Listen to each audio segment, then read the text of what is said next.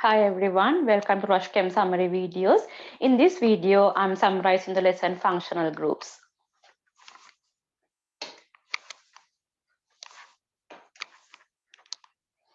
Okay, so first we start with alcohol. So there are different types of functional groups. So we'll start with alcohols. The alcohols contain the hydroxyl functional group, which is the OH.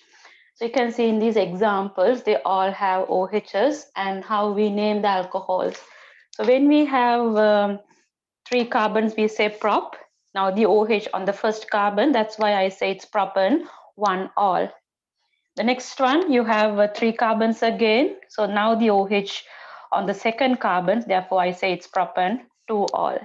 So propan one all and propan two all are called isomers, or else they are also called positional isomers because they have the same carbon chain and their functional group is on a different carbon atom. Okay, we'll look at the next one. Now here, this is a skeletal structure of an alcohol. So to name it, we'll first put the carbon atoms on the skeletal structure. Okay, so you can see the carbon chain is, so give the lowest number to the OH carbon. So that's the carbon 1, 2, 3, and 4. So now you got two CH3s, right? So the hydrogens are not shown, but you can see when you have a hydrogen, you have another three, when you have a carbon, you got three hydrogens on that. So it's two CH3s. So you call dimethyl. So it's 2,2-dimethyl. Why I say 2,2? Because I have given a number to each CH3 group. So 2,2-dimethyl, it's a 4-carbon chain. So but, one all, butane, one all. So why is that? The OH on the first carbon. So it's butane, then one all.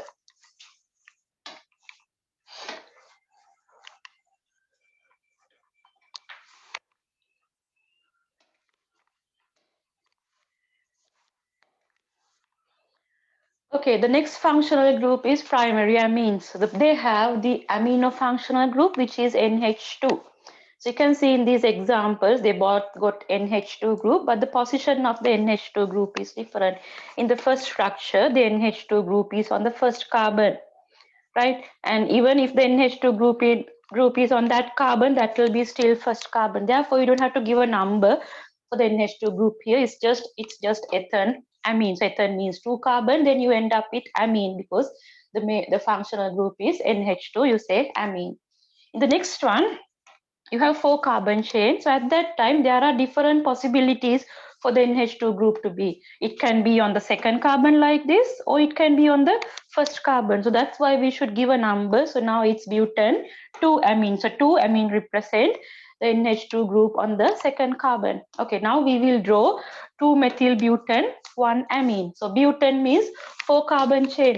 So first you draw the carbon chain. Okay, so like that. So that's 4-carbon chain. So 2-methyl-butane, 1-amine. So 1-amine means the NH2 group on the first carbon. So any end is okay. So I'll put it here. So now that's the NH2 group. Then 2-methyl. So this is the first carbon. Then that's the second carbon. So now put your CH3 group on the second carbon. Like that.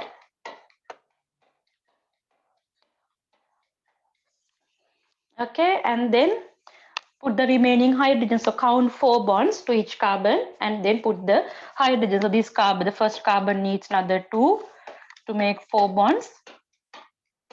The next carbon needs only 1 more hydrogen. That needs 2 hydrogens. And the last one needs 3 hydrogens. Okay, so that's the structure of 2-methyl-butane, 1-amine.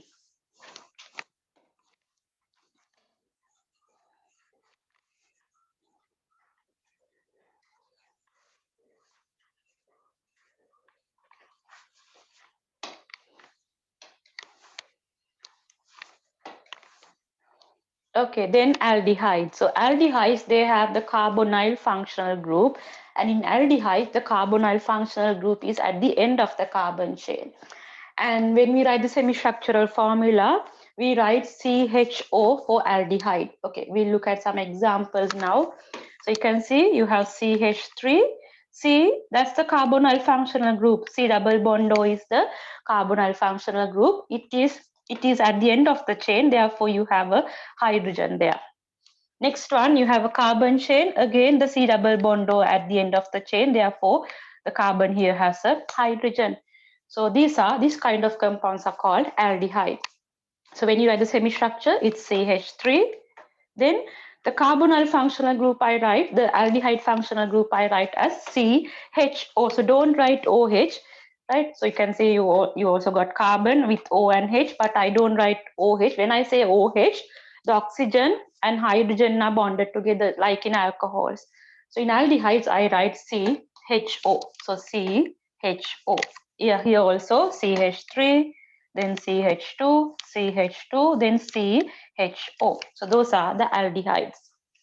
Okay, then we will look at ketones. So ketones also got carbonyl functional group, but that's in the middle of the carbon chain now. So you can see in these structures, the first structure, this is a skeletal formula. That's a carbon. That's your carbon of the carbonyl functional group. This is the carbonyl functional group. That's another carbon. So then this is a CH3, CO. So you can say CH3, CO, then another CH3. That's a ketone. So look at this ketone here. So that's your phenyl group, which is C6H5, CO, right, carbonyl group, and then a CH3. So both these are ketones where the carbonyl group is now in the middle of the carbon chain.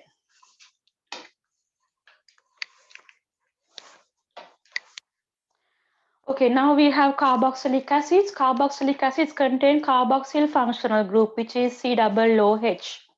So COOH group will always be at the end of the carbon chain. So you can see in these examples. The first one is called pentanoic acid. Why? So that's the first carbon.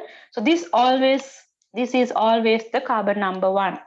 So 1, then 2, 3, 4, 5. So 5 carbons, and the carboxylic acids end up with oic acid. So I say pentanoic acid. The next one, so that's carbon number 1, 2, 3, 4. So when you have 4 carbon chain, you say butanoic acid, but also it got a CH3. Where is the CH3 now? This is the first carbon. So always in carboxylic acid, the carboxyl carbon is the first carbon. Therefore, the CH3 on the second carbon. So that's why I say 2-methyl butanoic acid.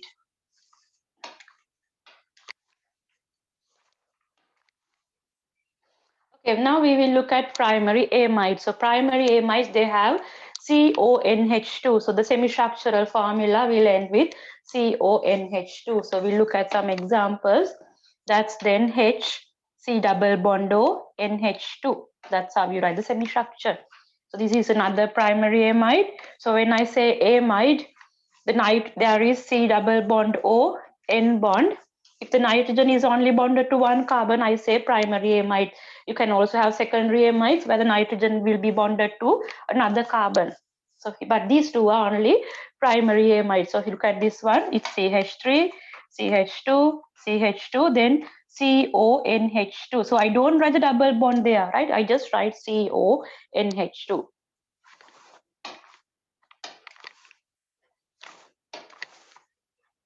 Okay, then the esters. So esters, they have ester functional group, which is COO. Okay, so we look at some structures now. If you take the first, now, how do we name the esters first? So if you take the first one here, you can divide the ester into 2 parts. First, the part joined to the single bonded oxygen, which is that. So that has 2 carbons, so that's why I say ethyl, right? So ethyl is this one here. And then the other side with the double bond oxygen. So or else the side with C double bond or the side with the carbonyl group. So that side only got 1 carbon. So that's why I say meth. Then you add OH. For esters, you say OH. So ethyl, methane, OH. Okay, we'll look at the next one. So you can see with oxygen, the single bonded oxygen, you have 2 carbons. So that's ethyl then. Other side with the carbonyl group, you got 3 carbons. So that's why I say prop. So then ethyl, propan, OH. So that's how we name esters.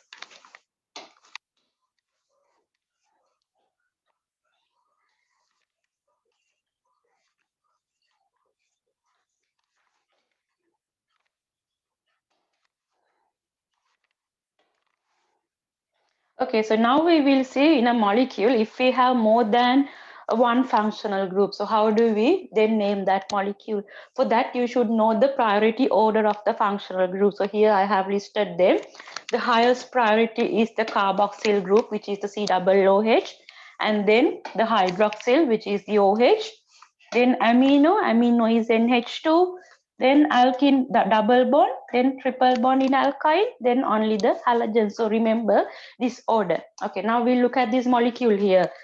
So it got, so how many carbons? 1, 2, 3, 4, 5. So it got 5 carbon chain.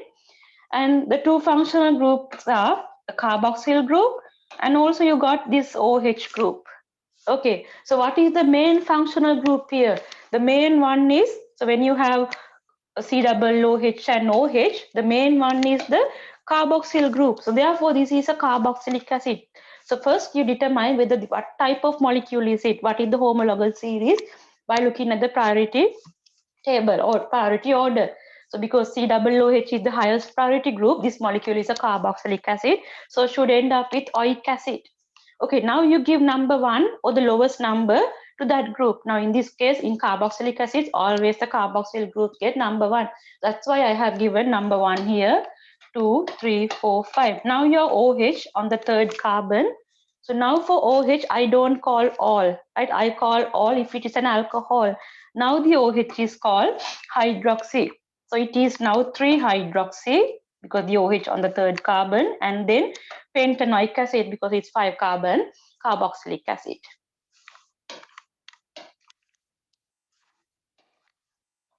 Okay, so that's the end of the lesson. Now you can practice questions, and you can find questions and summary notes on pages 82 to 95 in my Roche Chem 3 and 4 study guide. So thank you for watching my video. If you need any further information, you can visit our website www.rochechem.com. I will see you in another video. Okay, bye.